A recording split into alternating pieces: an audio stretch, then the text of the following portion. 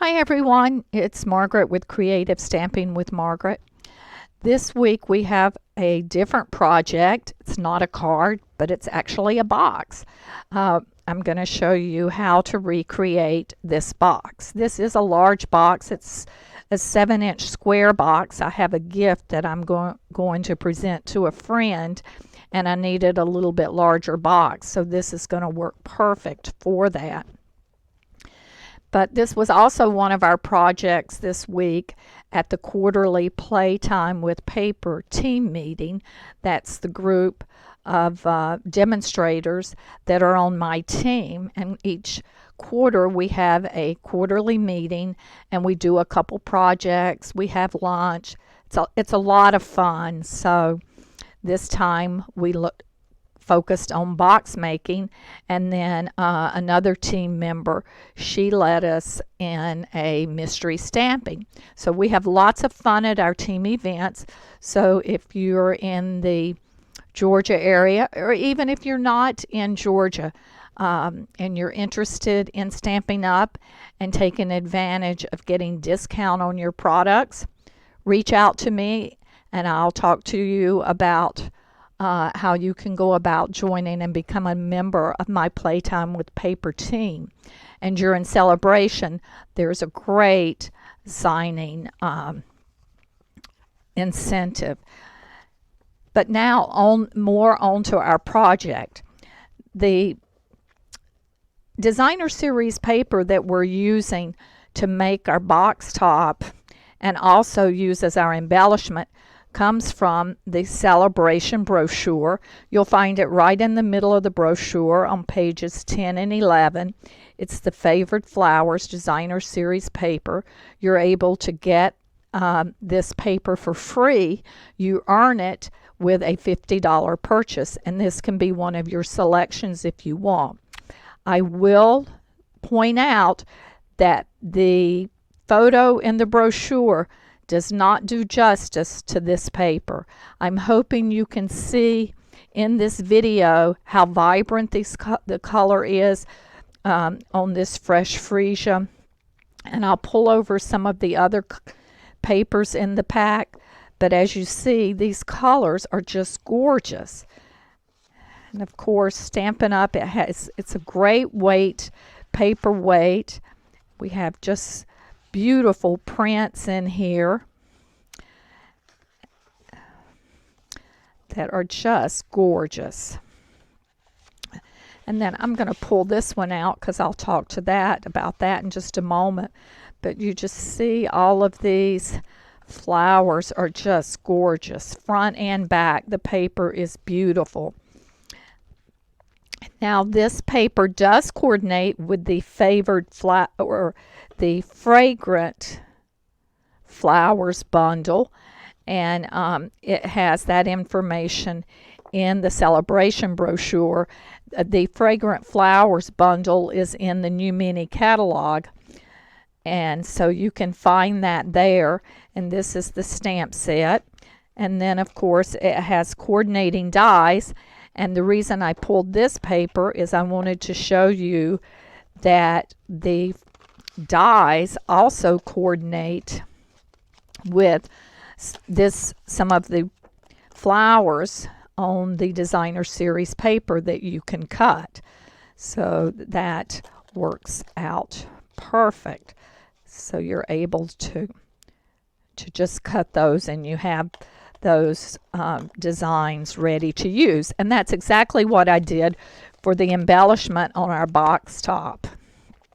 So I did want to point that out. Of course, they're also easy to fussy cut. There's another print in there that I'll pull it out. There's a couple actually, but this one here, I have fussy cut these by using my paper snips, and they are easy to cut out as well.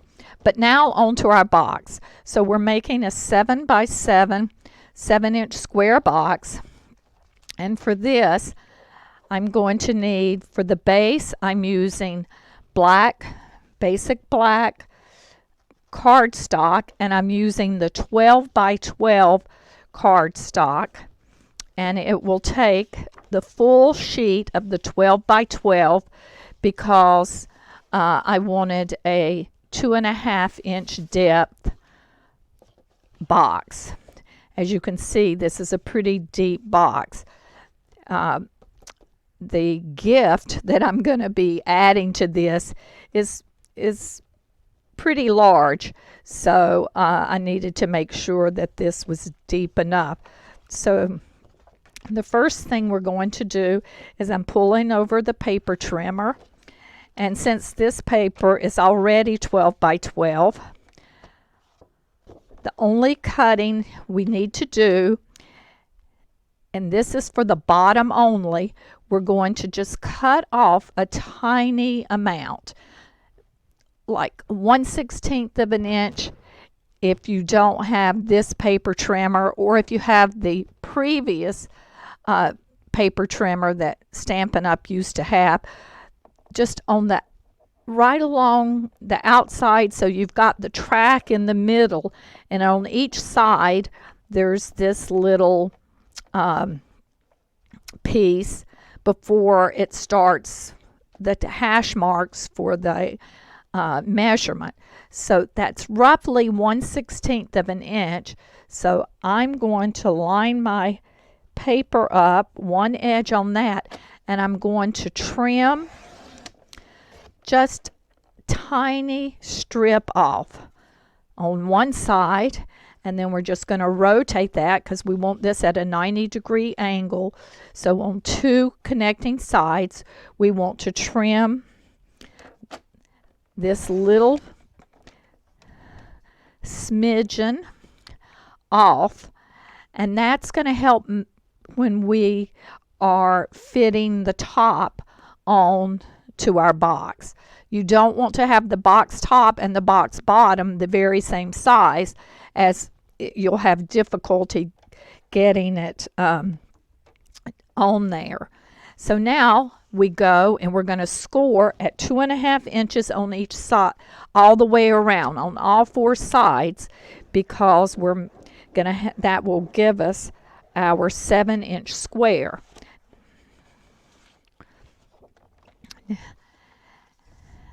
And of course, if you needed a little bit larger box, say an 8-inch square box, you would just score, the sides would not be as high, and you would change where you're scoring at.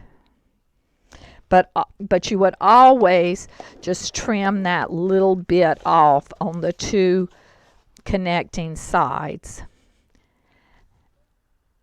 And I will provide a link to a video that Stampin' Up did, the training department did, about 7 years ago on box making. And they give 2 formulas for determining measurements of what you need for a square box for different sizes, as well as a rectangle box. So I'll provide information where you can check that link out. And so I'm going to use, I think I'm going to use a different designer series paper color this time. Instead of using all of the purple, I'm going to use the mixed. And now this is our top. For the top, if you notice on my box, I wanted some of the reveal. I wanted to reveal some of the lower box. I could take it all the way down if I wanted, but I don't. I wanted to have some of the box revealing. So this is 3/4 up. So that means that I need to trim my paper down to the right size to give me that 7-inch square top plus 1 3/4 down on each side. So with that, I need to cut my paper to make a 10.5-inch square.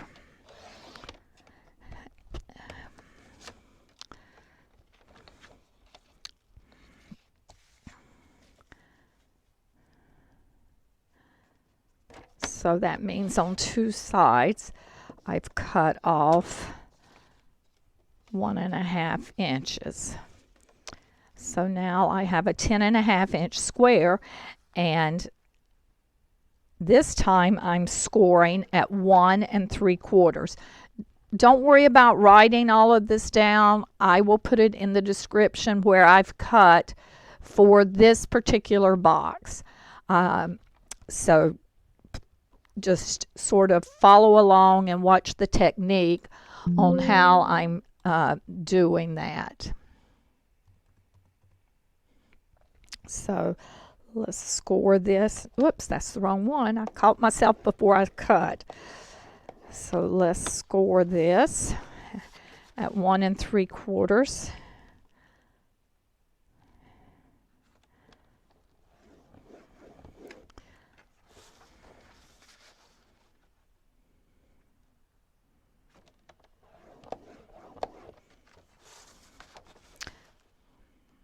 This paper is just gorgeous. So now we've scored, finished with all of our scoring. Let me pull our paper back in. Let me straighten up. I've knocked this to the side.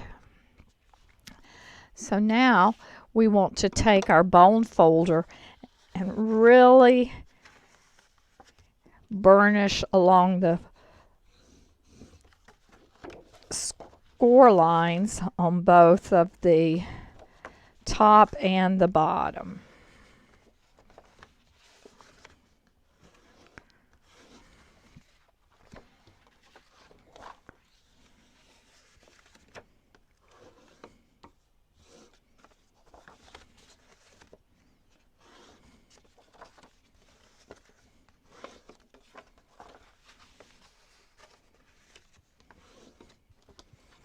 So then the next thing you'll want to do is you'll want to take some paper snips or some large paper scissors. I have these that I like to use, and we're going to cut along that score line just up to where it intersects on each of the sides.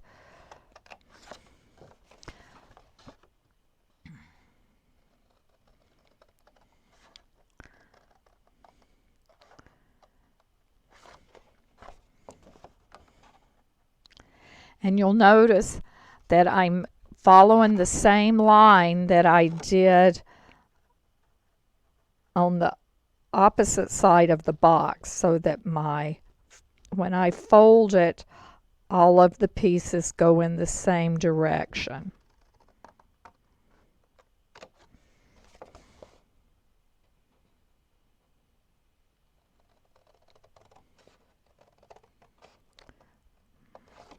Okay, now I'm going to pull in my paper snips, and what I like to do, it just makes for a cleaner box assembly, is I like to take and cut an angle along the flap on both sides of that flap, on all of these flaps that you have.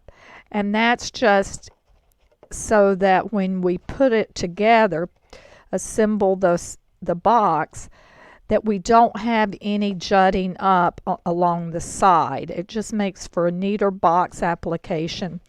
And by having a little cut on this inside portion, it gives you just a little play to push it down if you need to ensure that we get a nice, clean, square-edged box.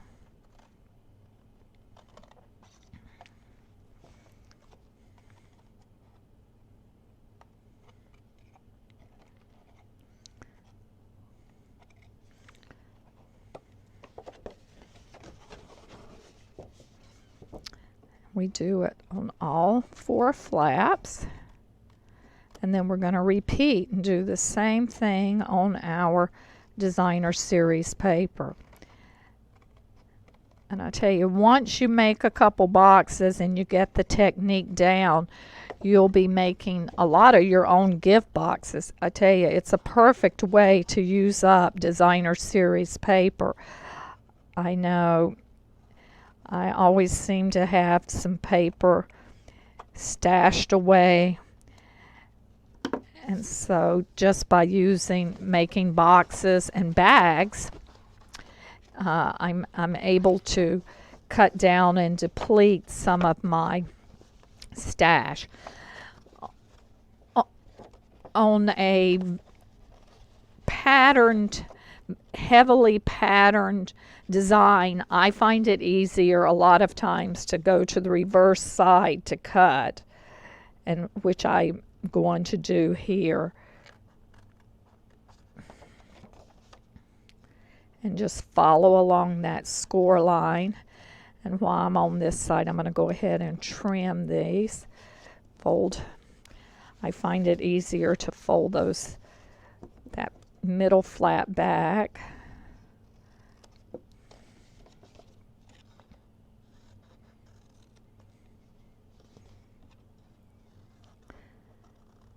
And there's no set amount to trim off. I just trim maybe 1/16 to 1/8 of an inch, not very much. You're just doing it at a little angle.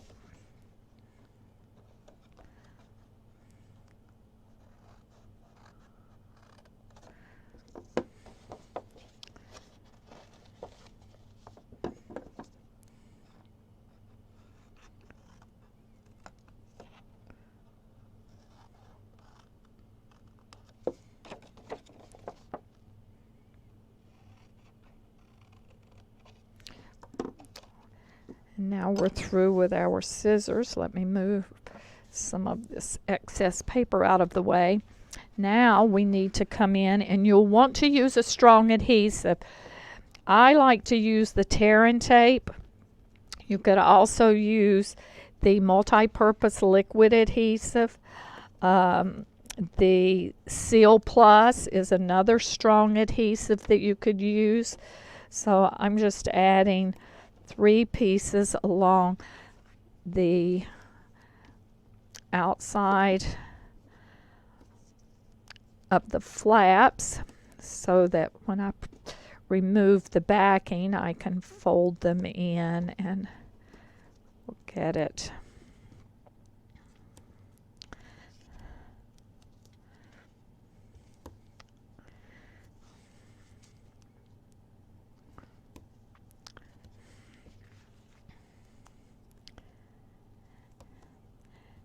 And I'm putting, because this is a larger box, I am putting, pretty long strips of the tear and tape on there, only because it is a large box, and I want to ensure that it stays together. So now let's just pull the backing off.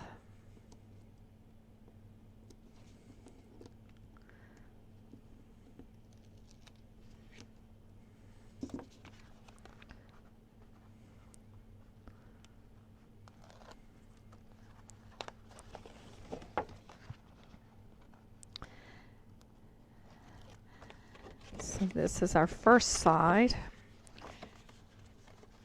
and we're going to just line that edge up and then fold that in and press that. Once you get the first side in, I find that's the easiest to do. And let's see, I'm not sure where I place my take your pick, so I'll pull in one of my old piercing tools that I keep handy as well.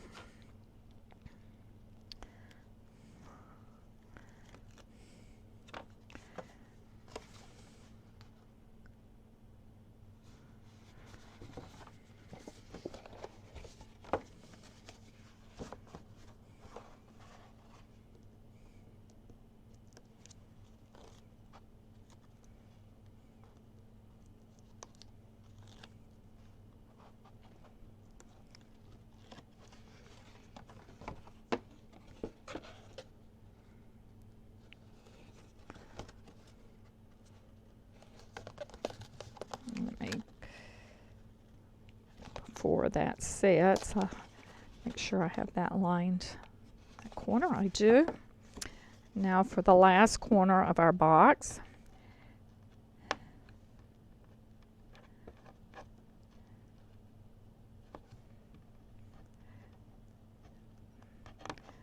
Needed to press those down so they adhered good. Let's see now. There we go.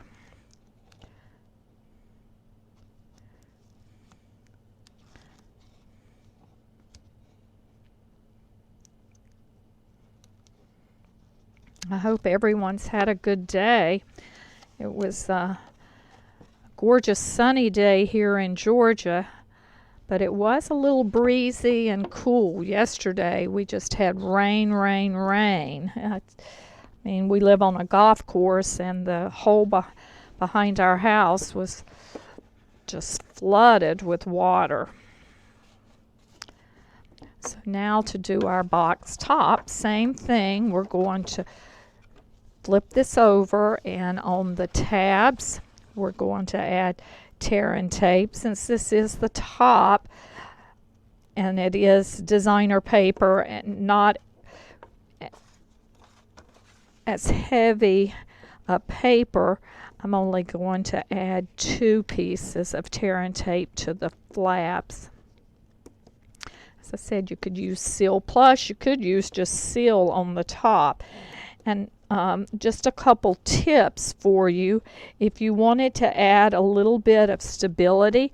Although this is, you know, depending upon what your gift is, the bottom, this is is fairly sturdy. But in designer series paper, let's see if I can pull it over here. If you use recycle this cardboard piece, just take, and since we know this is a 7x7 box, just cut it. I would, instead of 7x7, I would probably cut it like 6 7/8, and then I would cover that with a piece of designer series paper, the same one that I used on top, or you could use the coordinating side. Just, you know, cut it the same size, put adhesive on it, adhere it, and put that in the bottom. For the top, and I'll show you what I've done on the top of the box that the sample I showed, I cut a piece of the black cardstock to fit in, and that adds a little stability. Same thing, if you wanted it to have more stability, you could use that heavier cardboard piece that is from the designer series paper. Look how nicely those edges go together. And part of that is because we've trimmed off that excess at an angle so that we don't have any peeking up along the side. We'll have a nice, neat box.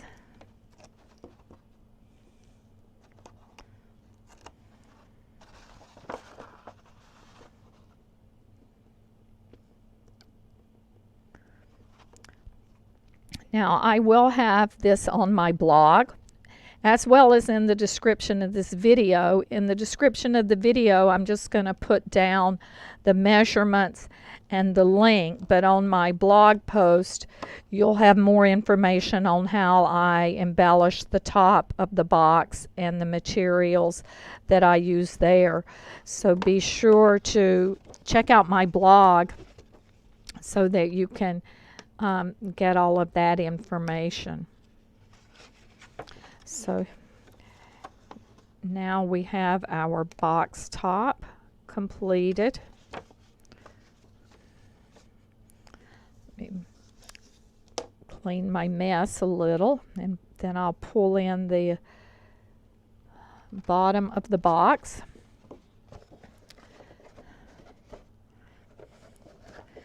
See how nicely that top fits onto the bottom of the box?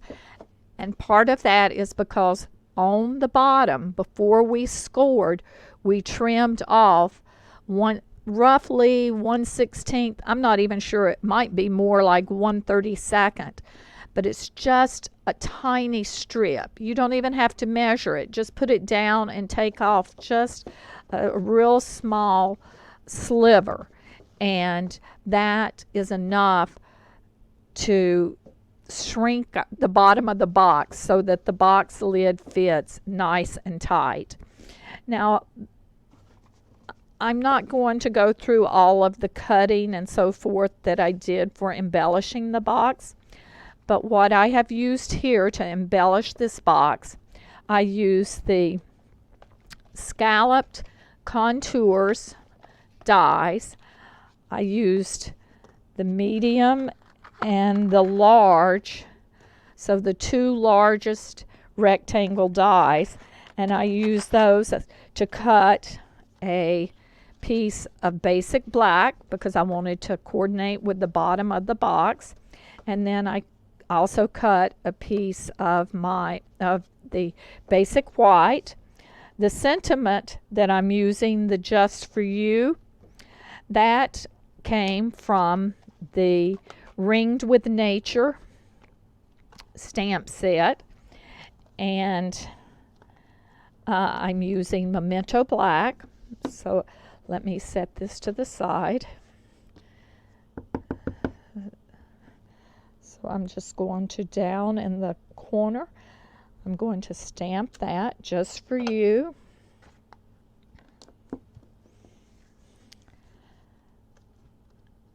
I will adhere that with adhesive.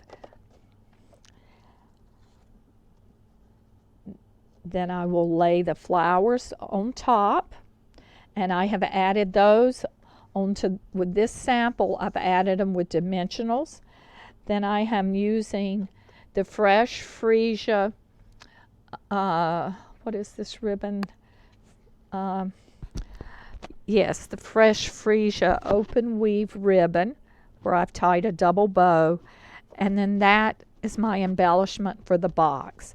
But let me pull in my original box to show you what I did on the top. So see, I added a piece of black cardstock, which gives me a little bit more stability for my box top. As I mentioned, you could use the cardboard inserts from your designer series paper and just cover that so that it looks a little bit neater and coordinates. Now, I do have a few other boxes to show you, other sizes. So here I've made a small box. There again, I have the reveal, so the box lid only comes down a 1/2 inch, but this box, this is a 3x3 square with a 1-inch side, and then the designer series paper gives us the 1/2 inch reveal. So, and then of course this comes from the, let's see, what is that? The designer tags. I decided to use that and just put a little tag on that. Then of course I have another rectangle box. Like I said, I'm using my paper up. I have lots of little gifts that I plan to give. So this is a 5-inch square box. There again, I did a reveal. If you don't want to do a reveal, you just make sure that you go the same length down as the depth of your box. So for example, this box is 1.5 inches.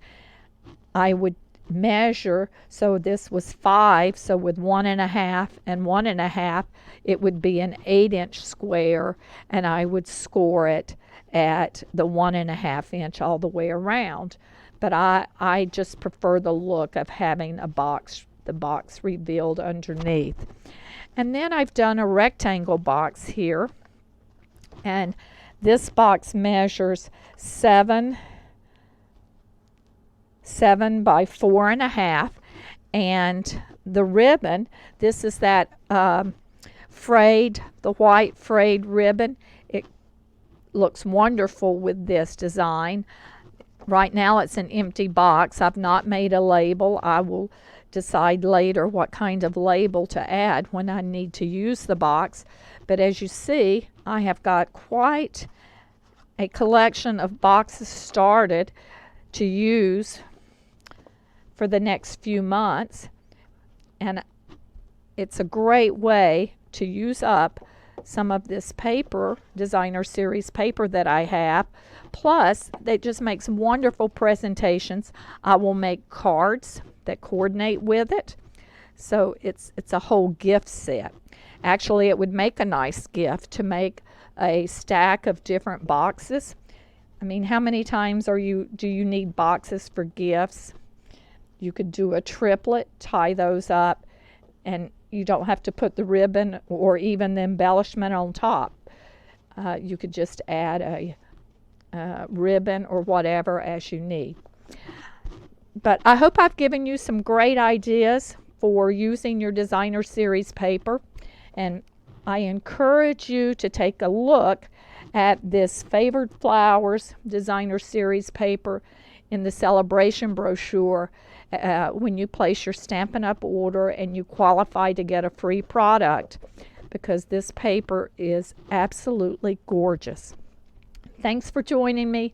This is Margaret with Creative Stamping with Margaret.